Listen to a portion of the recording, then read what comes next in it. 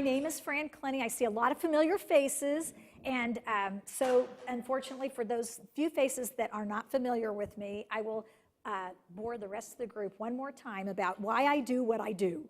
So I have worked in healthcare for, well, a long time now. I graduated in 1977 I was in ASRT, so I had an associate's in radiology background.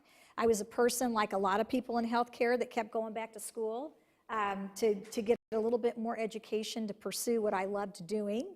So I ended up being an ultrasound tech. I also ended up managing a medical group for a while, and that is really what led me to the work that I've been doing the last 20 years, which is employee and leadership development. And I just truly am passionate about our healthcare environment, our teams, and helping us be healthy teams. And a large part of that comes from my own experience of being a person who, when we talk about the topic that we're talking about, actions to improve delegating to others, is because I think I am a pretty lousy delegator by nature. I am, if you guys are familiar with your own personalities and your own predictive index, how many of you know your own PI? Jody and I were talking PI. She mentioned it right before this session. I said, oh my gosh, thank you so much for mentioning that, because that is so powerful to bring that in. I was merely going to share with you that I was a bad delegator, and because I'm kind of a, well, I want it done the way I want it done. And trust is very hard for me.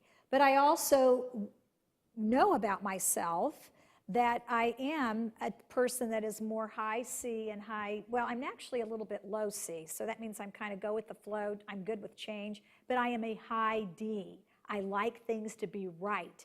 And that doesn't mean other people have to think they're right. That's where the low C comes in, because sometimes I'm just good with what I think is right and what I want to do.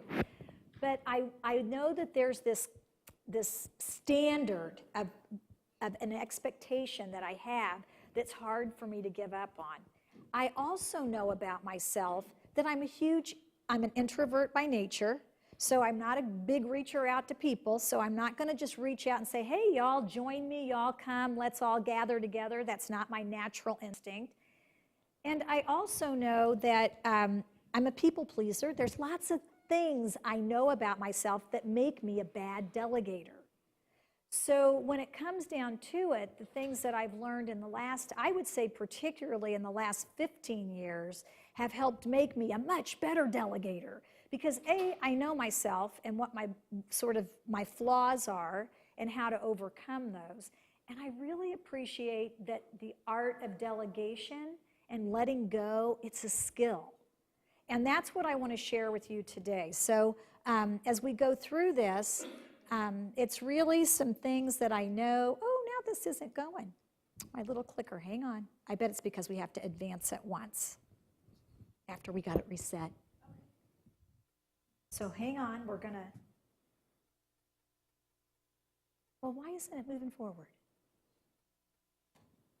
Huh. I'm gonna have the technical expert, Miss Jody, come up, because the slide advancer, yeah. And I'll leave this up here, and I'll just kind of keep talking, because I know we don't have much time. So the outcomes, you've got a couple of handouts that everyone in the room should have. They're over in the back here, and you guys on the phone, you can pull them up from the GoToMeeting. But one of them is a handout that starts with 6 source diagnostic questions, and the other is just a modified few slides that I thought you might want to have for your own personal reflection and practice after we leave. So if you've got those, we are ready to go. Thank you, Jody. Was I doing something wrong? Okay. So the outcome statement is that nurses will increase awareness of skills to improve confidence and competence when delegating to others on their team. So with that in mind, the first thing that I want to talk about are the skills or competencies around accountability. Because I think that when I was doing my research, you know, I am not a nurse by background. So I'm very honored to be speaking at your grand rounds here, because, and what I've been calling ground rounds. Which it was too funny. That's what my folder in my computer was. I thought, that's totally not right, but you know what I mean. Anyway, so I was reading about the delegation policy, and I actually pulled it up. It's in the back of your handout, I believe. And I want to make sure that everybody, you know, everybody on the phone or everybody knew that where this exists, so that there actually is a delegation policy. And in reading that, I found the word accountability mentioned. And then I did some other literature searches and some research, and I kept finding the word accountability, accountability. And then there was this delegation like matrix that I'm assuming you guys all know. Does everybody know, you know what I'm talking about? So do this, that yes, go here. Actually, yes, go down. No, go over here. Yes, go down. So I'm assuming that y'all know what that matrix actually looks like. So then I asked myself this. If I know that the competency in employee and leadership development language, we do a ton of work around what we call competency. Now, it's soft skill competency, because you guys all have, and I know this from my own clinical background, you know, we are checked off and we have skills and competencies that we do. But we rarely think about the soft skills as being something that we're competent in. And so I wanted to bring that awareness around. If I looked at my skill set and how I interact with people, and I looked at accountability, the first thing would be understanding what it means. So the competencies that we look at are holding people accountable, so it is this accountability, a service orientation, which in our work in healthcare is actually providing healthcare service and quality and all of that to all those we serve, and then a customer focus. So it's kind of the why we do what we do and why we should even pay attention to what accountability is and why I need to share that with other people. So here's what we're hoping that we get out of this hour together, is just to define accountability as a competency, and what does that look like in our soft skills world. Examine the nurse's role in creating a positive, high accountability culture. And for those of you that are not in a nursing role, just know that when I say that, I mean all of us healthcare professionals. What's our role in this if I'm the head of a team? And then to discuss practices for setting clear expectations for ourselves and our team members. And a big aha for me in the last several years has been this whole notion of when things aren't going well, we'll talk about this whole thing of looking in the mirror instead of looking out the window. Because our first instinct when things aren't going well in a group of people, what do we do? What do we say when things aren't going well? Typically, we're in a group of people working on something.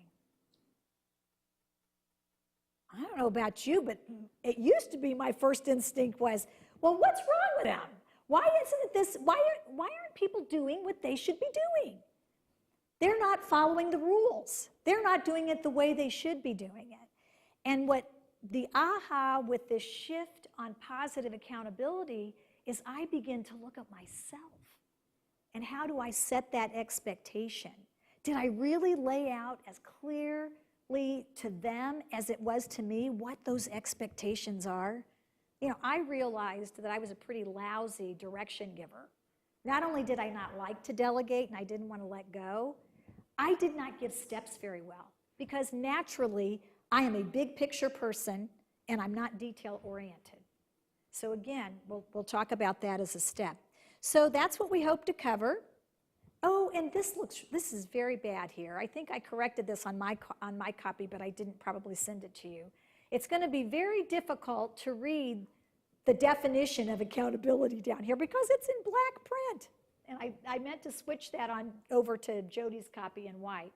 But what it says is, this is by Webster's dictionary, and when I looked in nursing literature, I found a really expanded definition too. But I liked the simplicity of this. The definition is the quality or state of being accountable an obligation or willingness to accept responsibility for one's actions.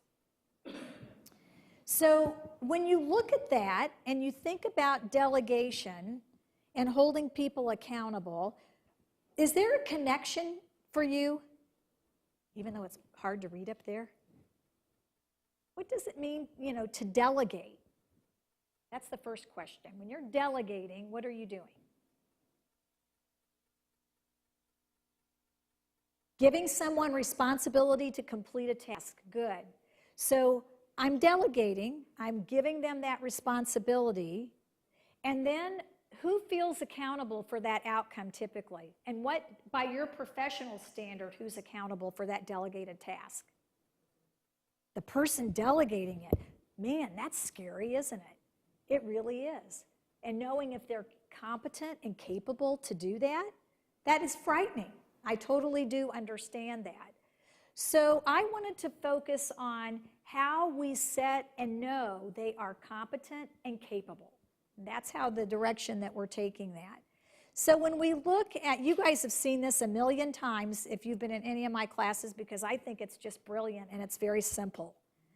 And that's why I keep reusing it, because the foundation of a good team is this foundation of trust that we have. And I think for me, that was really kind of like an aha, because I didn't see how much more comfortable I would feel delegating to other people and how much more open they would be to me delegating to them if they knew that I trusted them. And if they felt like we were in this relationship to solve something together. So the foundation in all of this is built on trust. And the notion is that if we have this foundation of trust, we will engage in conversations around conflict, like if there's an issue, more easily. Because what do you guys know? And again, I know many of you have been in classes that where we've talked about this, so nobody needs to listen to me all day, even for an hour. They don't have to listen to me. But I'd be willing to be open to any other interpretation when you think of that whole notion that if I have trust on my team, what does that do for you when things aren't going well? What does that do? Things aren't going well, but you're on a team that you trust. You feel free to voice your opinions and thoughts because of why? Because you trust them, and you trust them to what? Not, I'm just,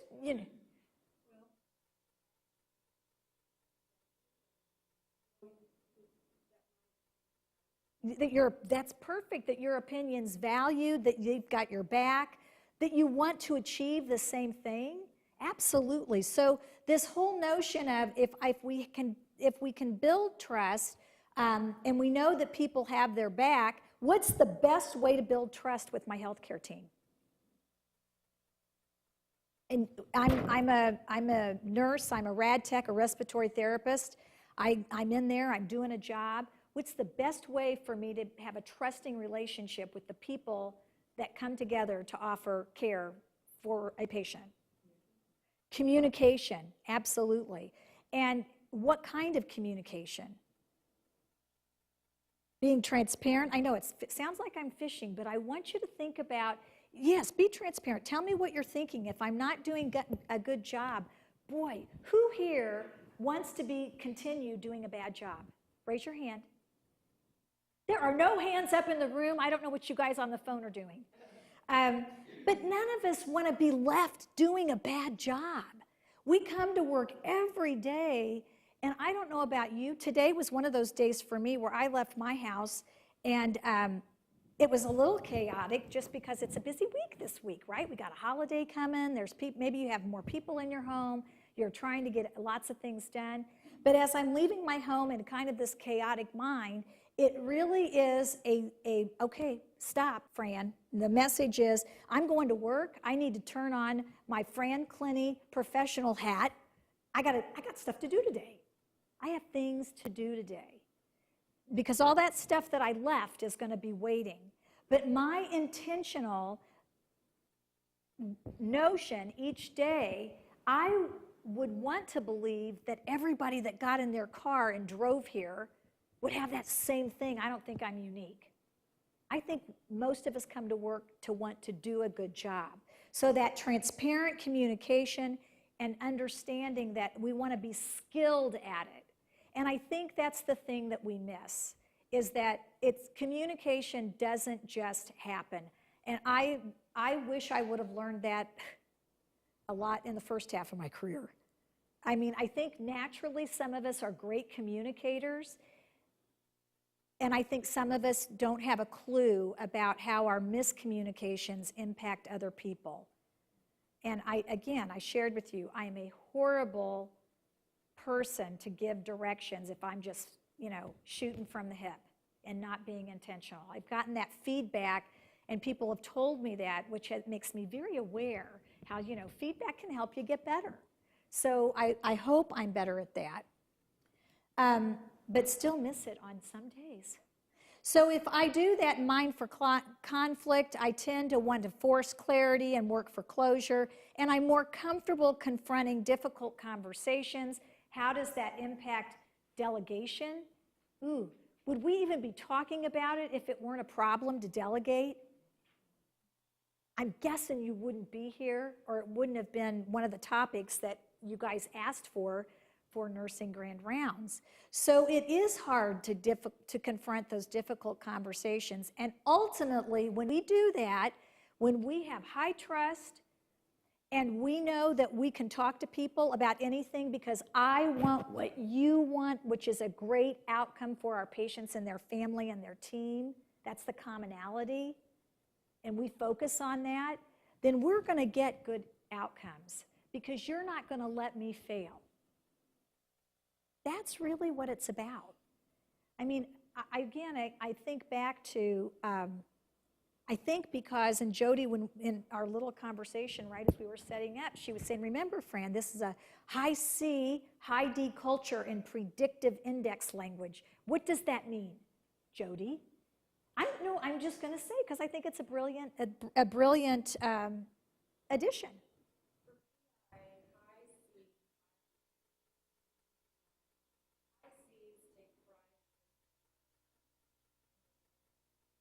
Mm-hmm. So I would imagine or maybe have Right. because they like to do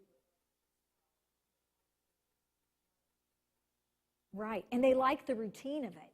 So this is routinely how I do this job and do this task, and I've delegated to you, and now you're not doing it the way I want you to do it, because after all, my way is the right way, typically, right? I mean, let's be honest. Is that right? So it becomes very hard. So I would encourage you, everybody that's seriously, if you've not done this, I want you to take your team, and again, we all have a team or we wouldn't be here. It's the people that you work with, and get their predictive index and just look at them as a piece of your personal information. Because I think that is part of looking in the mirror. It's knowing you. It's not so we can point the finger out there, oh, well, look at them. They're a low C. They just bounce off from one thing off the other, another ping pong ball. They like to go from here to there. It's not just about that lens. It's about the lens that if they are, what am I? Because if I'm that high C, or maybe, and I'm working with people that are all over as far as they like to do things different ways, they're more accomplishment oriented. I'm going to do it, that's me. I'm sort of a lower C in the sense of, just tell me what you want and I'll go about getting it. It's never going to be the same way twice. So I think, again, PI is brilliant to look at, and it's very important because that is part of this very first step. So the role in creating a culture of trust and accountability really starts with this. It starts with me. Because if I don't know who I am, I can't effectively flex my style to be what the people on my team need me to be. And that is that is all of us in healthcare because we work on teams. It doesn't mean you wear the title of a formal leader. It just means that I know my peers and how they roll, kind of, how they tick, but I have to know me first. And then we're going to talk about this. So the next step is setting clear expectations up front. How many of us sit down with people that are new on our team on a regular basis?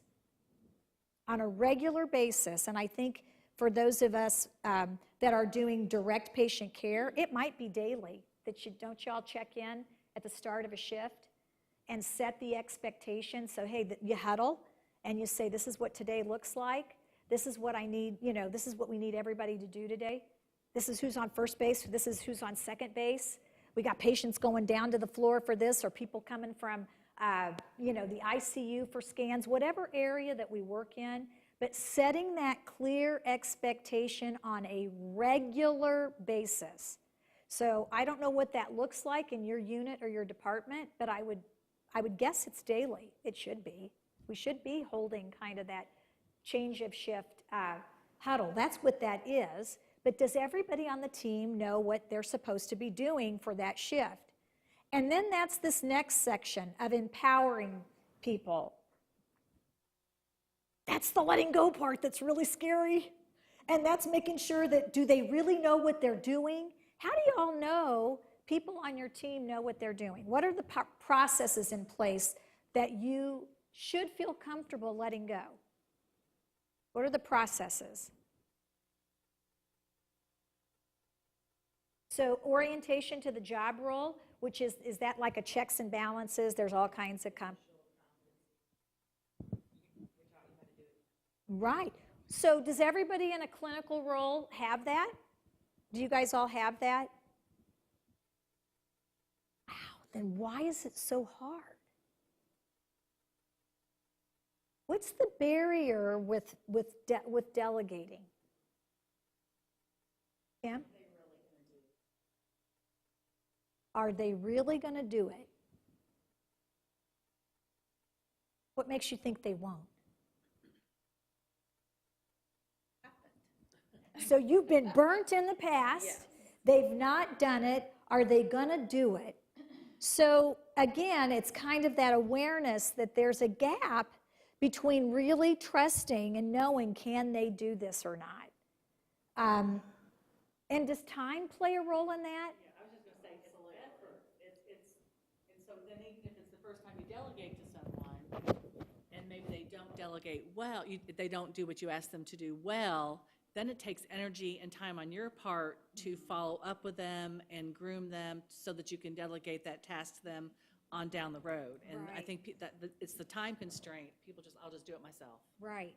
So we've got this, we have a barrier then, that it is this time of thinking that a real belief that we are going to be saving time if we just do it. Just jump in and do it. It will be done the right way, and it will get done, and it's going to take me twice as long if I have to back up. Did I reword that right? Kind of? That's for the moment, though, but you're right. In the long haul, yeah. You're not doing yourself a favor. That's right. So from a skill point, that's what I hope that we get to by the end of today, to realize that maybe some of the work up front.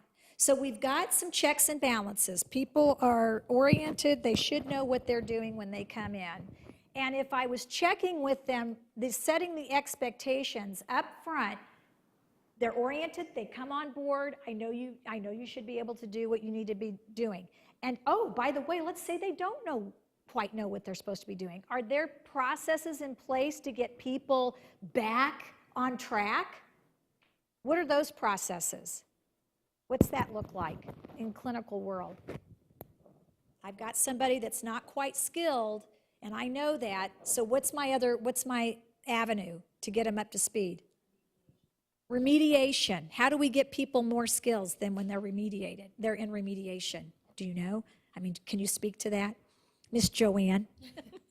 Not to put her on the spot. I think sometimes, like just going back to my clinical educator background, it's just watching them do the task again and coming alongside of them so that you can provide support to them to allow them to do the skill, but be the support beside them to make them confident. Perfect. So there's a plug for tapping into your educators. And for those of you that might be saying, we don't have educators on our unit. Do you have preceptors? Because if you do, that's the perfect role for them, to be able to make sure and ensure that they've got the clinical competency to do what they need to do. So we've got a time factor and a belief that if we don't do it ourselves, we need to jump in and fix it and just do it and not let go of it. Yep, Jody? I liken it to teaching my son to do like his own laundry. It's going to be much quicker if I do it, but I don't want to do his laundry when he's 30. So I just know it's going to take forever, and maybe the first couple times he's not going to do it right, but I just have to let that go for the long-term goal is for him to be independent. Exactly, because we don't want you doing his laundry when he's 30 either. And we don't want to be doing our health care. We want our healthcare colleague to be pulling their weight too. Because I believe, again, start at the beginning. Do they show up every day at work and want to do a bad job? I don't think so. I think they went into this because they want to be successful. So let's help them be successful by giving them great feedback, meaningful feedback along the way, empowering them to be successful. And I love this. I am very transparent. I'm not kidding. Looking in the mirror, not through the glass, it is painful. But it's also humbling that you realize that sometimes I am the problem. And maybe the reason I'm not letting go, it's because of me and my belief system that it has to be a certain way, it has to be my way, whatever it is. Or maybe it's some other belief that I hold about this person that I'm working with or the member of my team. Whatever it is, I need to look inside myself to question why that is and if it's really true. And then I can move forward with thinking about why aren't they moving forward the way that they should move forward. And we're going to talk about some of those tools that you can use that are in your handout to do that, sort of looking at yourself, looking at the environment that they're working in, and seeing if we can come up with some strategies. And then lastly, model what you want to achieve. So when you look at our Franciscan Alliance profile on predictive index, we are traditionally, there's 4 drives, and this isn't going to be a PA or a PI class, but I want to talk about the last 2, the C and the D, which the C is kind of our pace of work, how we like to work, and how we go about doing our work. And then the D drive is that whole correctness thing, and that Jody went over with us on those.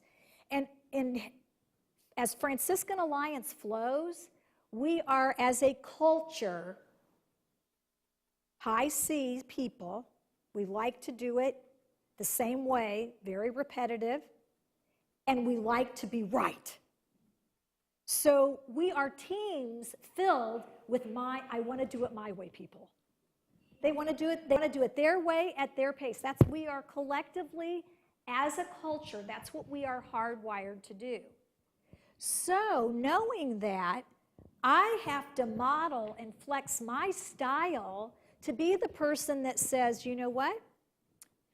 I understand that we've got this goal, this outcome of an excellent patient care, whatever it is, whatever department we work in, or excellent education in my line of work.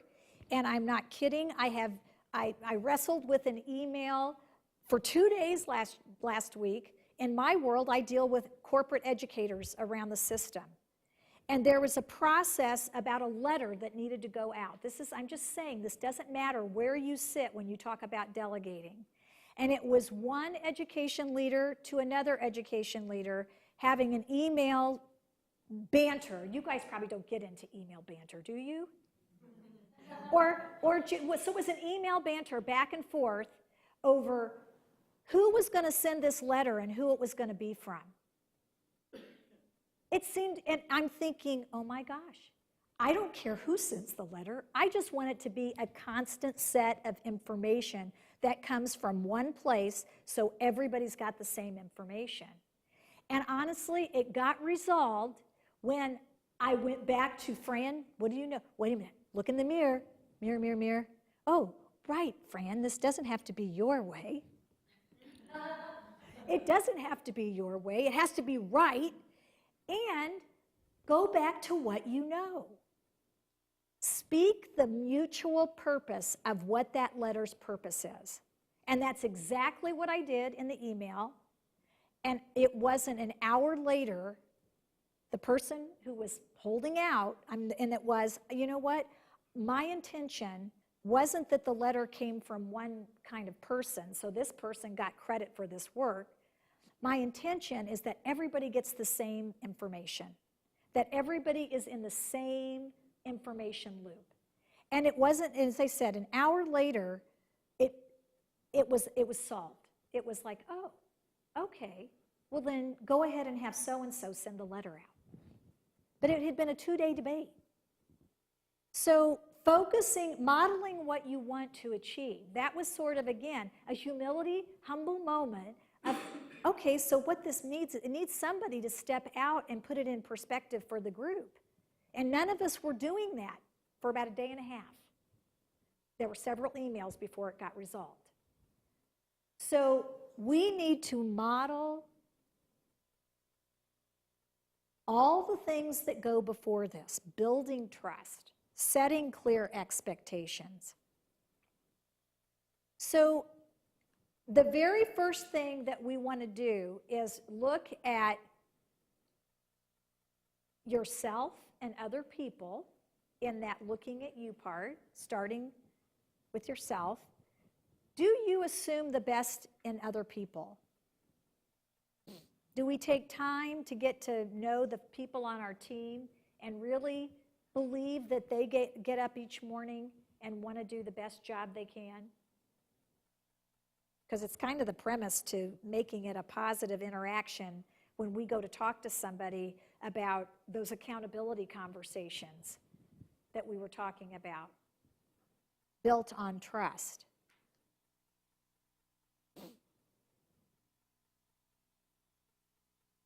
I think it's good to start with yourself first, because how many of us beat ourselves up when something goes bad?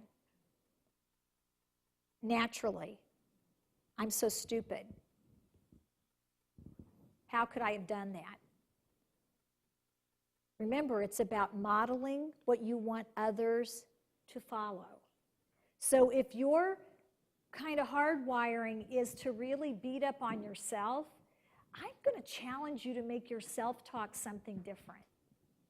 I want you to change your self-talk to think in terms of generosity, grace. Because again, if I'm beating myself up when I did something wrong, we are the hardest on ourselves. That's another trait of a healthcare professional. We take things really seriously because lives are hanging in balance a lot of times. And I'm not saying that we make a life-threatening thing and you just blow it off. That is not what this is about. But it's about practicing what we want others to do. If I can be a little bit more forgiving of myself when I fall short and say, wow, that was how fascinating moment, I'm going to be more inclined with my peer when they drop the ball, when I've delegated to them, to be a little bit more intentional about how I interact with them. I'll assume the best in them because I believe and assume the best in myself. And that's important because my actions follow my beliefs. And if I believe the best in myself and the best in others, I'm going to ask about that. And so this is where I was going to talk about PI, but we went ahead and did that already. So again, remember your predictive index. What do you know about yourself? The other thing I want you to think about, how many of you have taken crucial conversations? Oh, lots of people in the room are raising their hands. If you've not taken crucial conversations, There are a boatload of classes for 2019, and really there's seats left for this year. Go out into Learning Compass and please sign up. It is open to everyone next year. So, we'll have a lot of leaders who haven't attend, but we want staff that need to know how to engage with others. So if you are finding that you're not good in these accountability conversations, that you run the other way because you're a conflict avoider. Anybody know that you're a conflict avoider?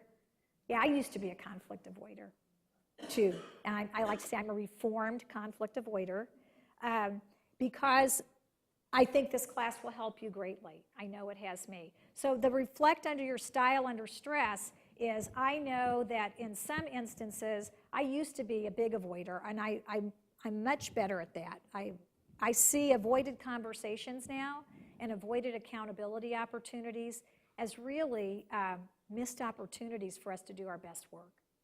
And that's what they are. They're missed opportunities for us to do our best work. So I wanted you to break into groups and kind of talk about trust and what that might look like. But let's do it as a large group here. And those of you that, how does that work with people on the phone? Okay, so in your groups on the phone, I think we have some people from Carmel participating. So you guys can do it in your lunch and learn. So for those of us in the room, so how do you build trust with your healthcare team every day? The people that you would delegate to. What are some of the specific things that you guys do? How do you build trust? You have to have a common goal. You have to have some kind of, you get to know them, even if it's not personally, why are you all there together? You have to share that common goal, I think, first. Okay. Do you guys have a practice that you sort of start the day with doing that? Like, what do you do in your areas, Deb? Do you guys have a? No. That's okay, because that's an opportunity. What? Okay. All right. Well, just like maybe nurses joining a team on a certain unit, when they come the first day, you kind of set the expectation of what you want. I mean, you're Okay. there to give excellent care. You're there to communicate any issues. You kind of set the framework so that they know they can be open and If they have a problem, if they have who a to go problem, yes, who to. to go to, those kinds of Great. things, Okay, so you do that. informally. Okay. So if we did that formally, what would it look like to do it formally? Like, is that a possibility that could be a strategy to formally know that we're going to set expectations? And did you say regularly that you guys should do that? Well, we kind of do on one of my units. We have what we call first aid orientation, and we talk about the structure. We talk about the structure of the unit and just, what our policies are. We kind of we give them so much information, they're overwhelmed, but that's part of it, Okay, just kind of good. knowing what the expectations. That's great, because Are I gonna know when be. I first start, I always want to know because I'm a high D and I want to do it right, like many other healthcare workers. I want to know what right looks like. I'm going to know what right looks like. So that's great that you do. You even have, so an opportunity would be to do that on a real regular basis. Okay, back here, there was another great idea. I just know it. So I guess for me, I've transitioned to a new role, and I'm trying to build trust through FaceTime and communication. And by communication, if I say I'll do it, I'm doing it. And if there's a roadblock, I'm following up to say what the roadblock is. That's perfect. That's actually one of the things I found in the nursing literature was to more communication and round back if there's something you've said you were going to do, that's a direct thing that was in there. Round back with people and let them know the status and the timeline. Very good. Yes. What we do every morning is we do praises from the day before. So we specifically mention what a nurse, social worker, nurse practitioner, even our secretary did, like maybe a good family meeting, or maybe a family mentioned something about one of our team members. So we That's a great we idea. bring specific things up. Every morning we do that. Is it part of like a formal huddle? Yeah, we do a formal huddle. Very good. So you do a formal huddle every day. Every and you start morning. it with Praises. praises. Then our prayer and. That's awesome. A great strategy for Yeah. building trust. So when we have someone new on the palliative care team, everybody knows the expectation is it's going to take them a year to really get to know the job. Right. So people help you out. So we don't expect anybody to know it all.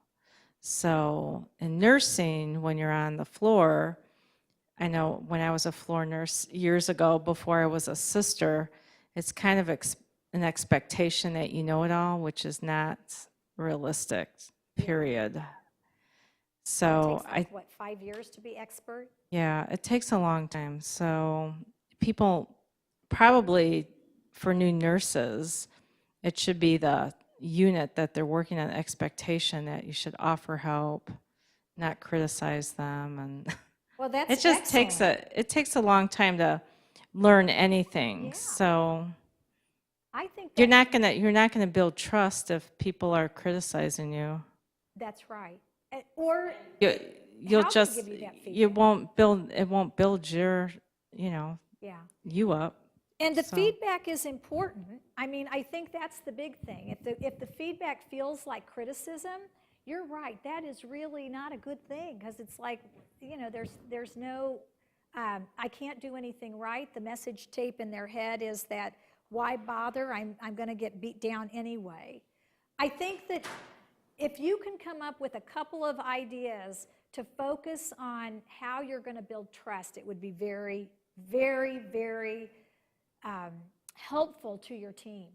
And then practice those all the time. Remember that on an action, it takes about, when it comes to building trust, they say that it takes about 3 to 5 positive, like trusting behaviors for every one time I'm going to give somebody negative feedback.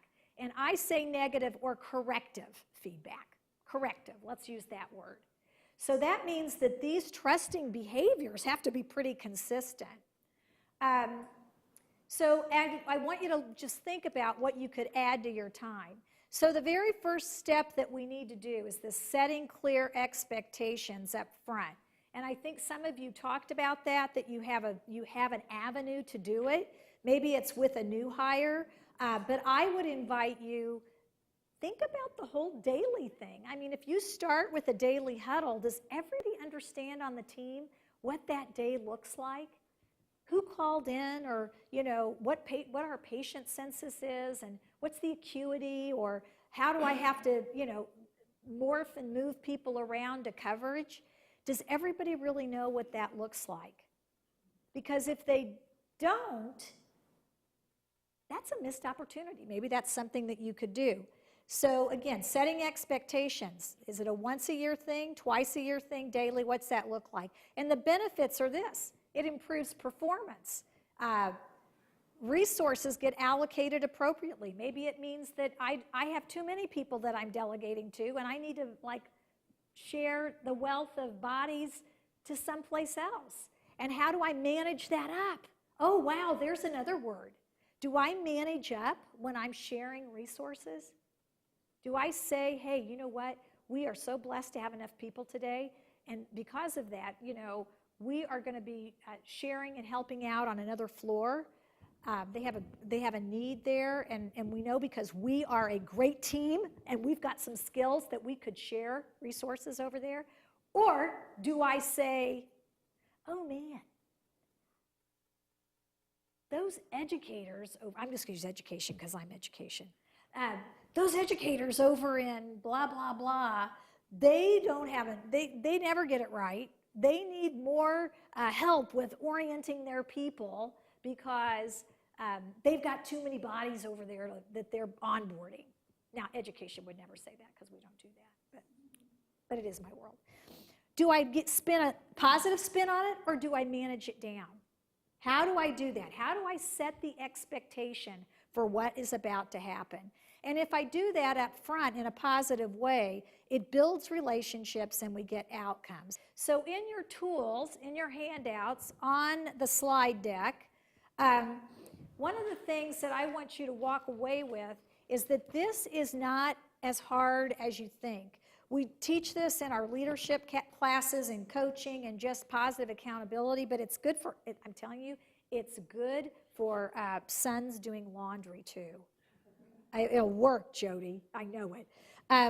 But it really is about thanking people, again, that sort of 3 to 5 positive ratio, the investment of telling people, of trusting behavior. Hey, could I have a minute of your time? Remember the expectation, I'll use Aiden here, that you were gonna do your laundry, and that I showed you how to do the laundry, and you were gonna do it so that your clothes would be clean. I just want to tell you, I know I've seen the evidence that you've been doing your own laundry. It looks great, and when you do that, it really boosts your dad and My's confidence that we are raising a son who can take care of himself. And you know that that's our goal here, right? That's all it looks like. And all that you do is you state what the expectation was, how that result, what's the main goal? I mean, why are you asking people to do things anyway? Why are you asking people to, why do we delegate? So we can get more done? We can take care of patients? We can keep moving? And we can save lives? Right, so that's the biggest. I think we are so blessed because no matter how unskilled I feel or uncomfortable I feel about conflict, knowing that everything I do at work is about quality and safety, oh my gosh, it makes me want to put a super, like an S on for super. I can do this. I can have this conversation. I can push through the awkwardness because I know that we're here for that common goal. So that's, you want to start doing that. If you have not to this day been good about giving people positive feedback, I hope that you leave here and you find 3 people this week, or at least 3, that you can give positive feedback specifically to. What did they do? Why does it matter? And why do you appreciate it? And you can even say something like, because I did this after I started, learning these things and realizing I was kind of bad at it. I would say to my family or whomever, I'm learning these new skills, and I'm going to start doing this now. This is what I appreciate. And I want to get better at that, and I want to be open with you that I'm trying this on as well, because I know it's something I need to work on. That's great transparency that you mention that and that you say that. So for time's sake, we're not going to practice that right now. But you've heard this saying, when you see it, say it. So it's just kind of, how many times have we walked by people in the hall and we notice that they do something really good, pick up trash or whatever? How many times do we say, hey, I just saw you pick up that, do that, whatever little thing they did, picked up trash, and move the boxes out of the way back here? I really appreciate it because it makes it look better to our visitors when they come down here. When you see it, say it. Kind of keeps you going on. And remember, behavior rewarded is behavior repeated. So if you are thinking that they don't know or they're learning a new task, to keep saying when they're doing it right and why it matters is important. The second thing is, remember that you are empowered. You've been given by your job title the opportunity to delegate some of what you're doing. So if you're feeling overwhelmed, ask yourself, what am I doing that I could delegate? And again, this is something that I know myself. I don't have a person. I don't have a person I can delegate to. I have peers I can delegate to, and I do that as I look at Jody and ask her for assistance. So how do we delegate? It doesn't always mean that it's somebody, sometimes we delegate and have these conversations with our peers. I need help with something. We are empowered to accomplish things as a team. How do I do that? Ask yourself that. And again, it benefits everybody. It engages people. It tells people that you value their skill set. And ultimately, it tells people that we're all here for the same reason. And so what happens when somebody doesn't do things the right way? Well, that same little handout that we looked at for investment coaching, that slide, if you flip it over, that same exact model can be used for getting people back on track for the expectation conversation. The big thing is here, that I want to point out, is that we focus on a couple of things.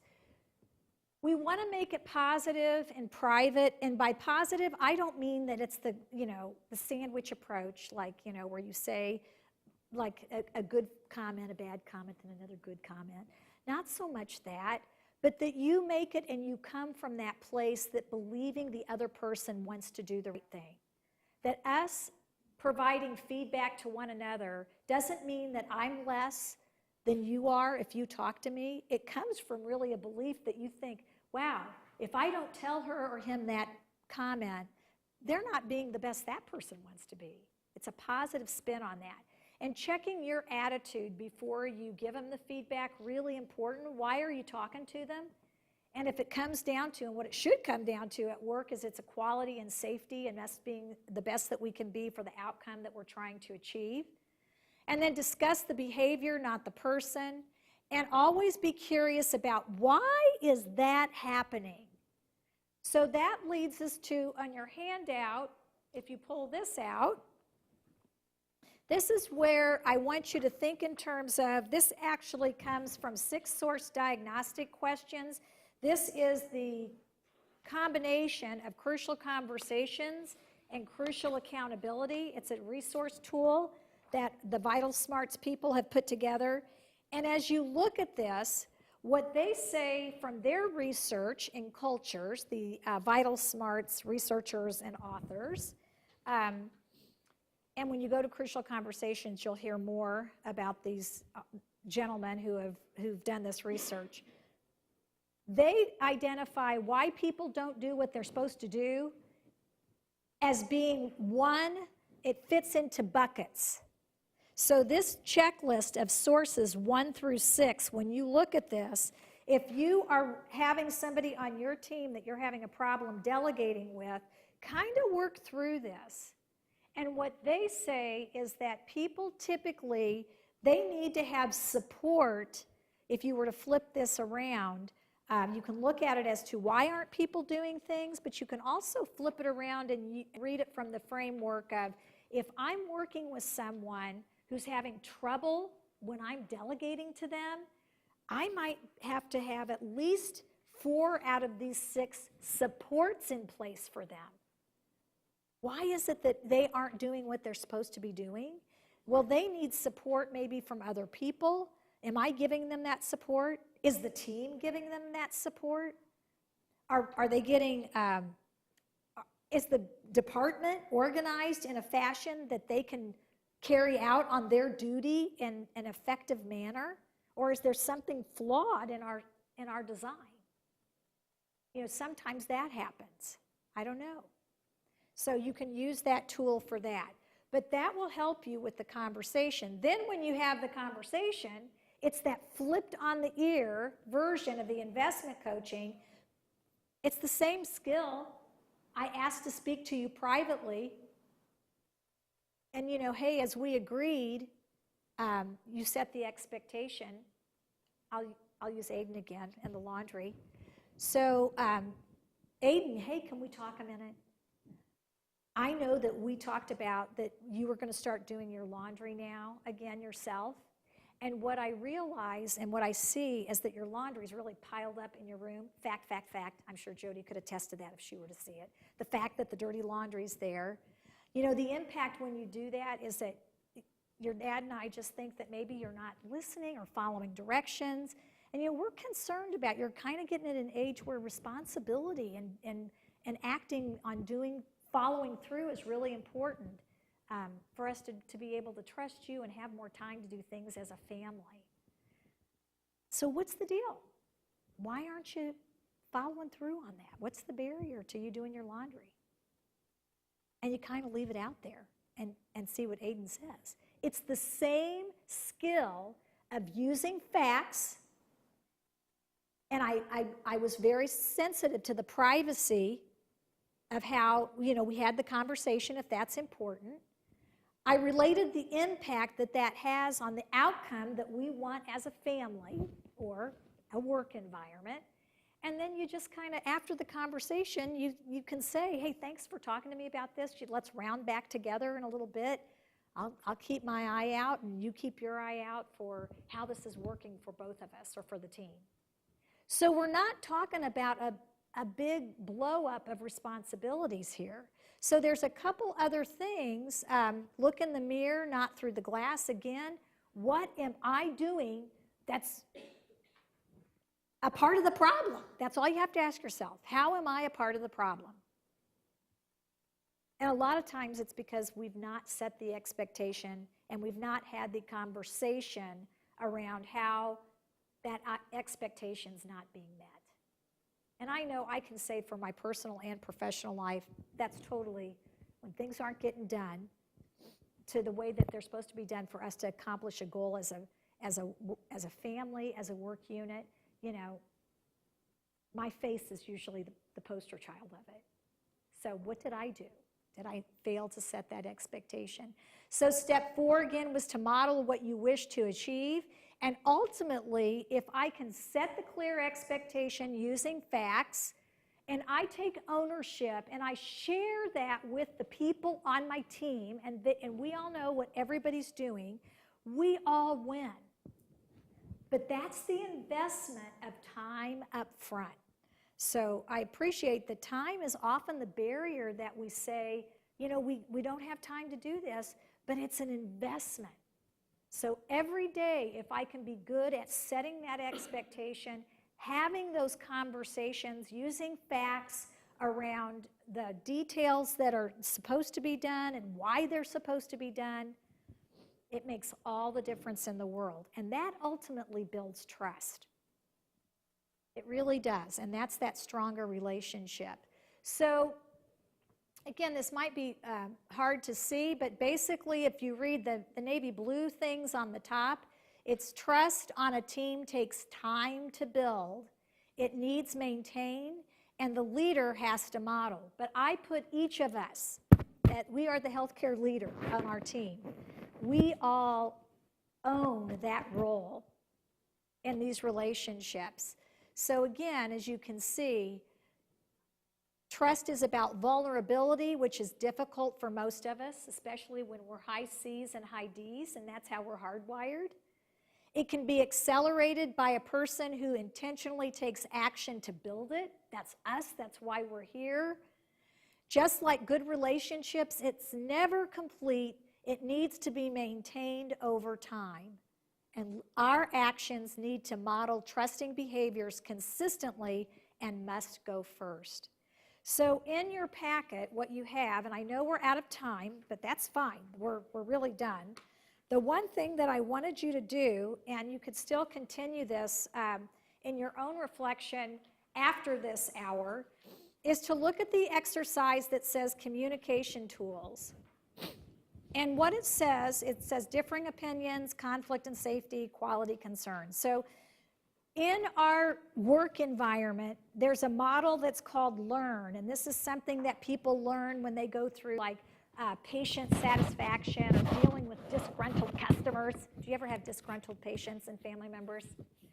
So, it tells us to listen to their perception, explain your perception, what you are thinking of the situation, acknowledge differences and similarities, focusing on facts. Recommend an action, and then you negotiate an agreement. And I think the rest of these you guys should be familiar with. SBAR, right? The desk model. Have you all been through team steps? And then state skills is from Crucial Conversations, which is very much like what I just shared with you in the investment and expectation coaching model that you have the sample on it's very similar. So when you look at those, what is the common thread? Just take a minute before we leave, and I want you to look at those things, and what's the common thread in the above skills that you see?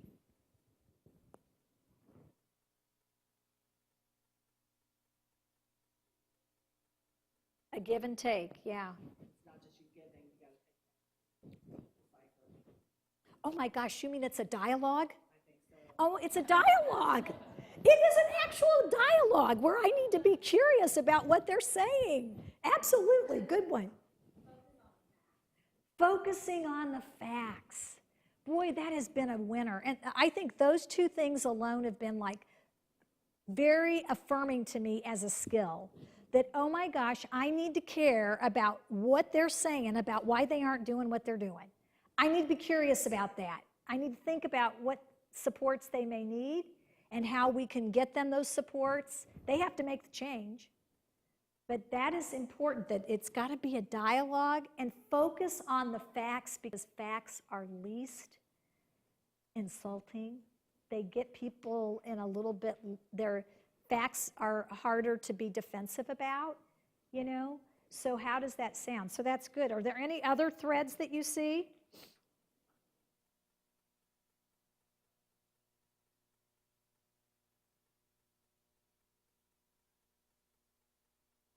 Yeah, another good point.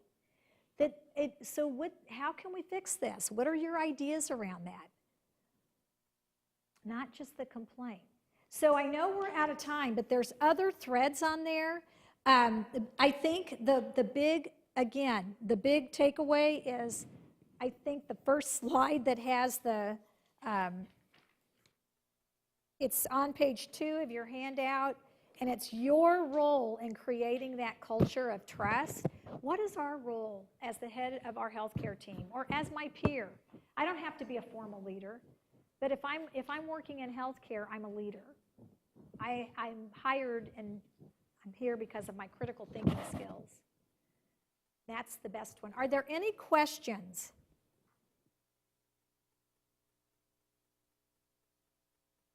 No? Well, it's been a delight coming and talking to you about this, and again, sharing my own humble ahas. Very easy. You're welcome. Have a great Thanksgiving. I'm thankful to be here.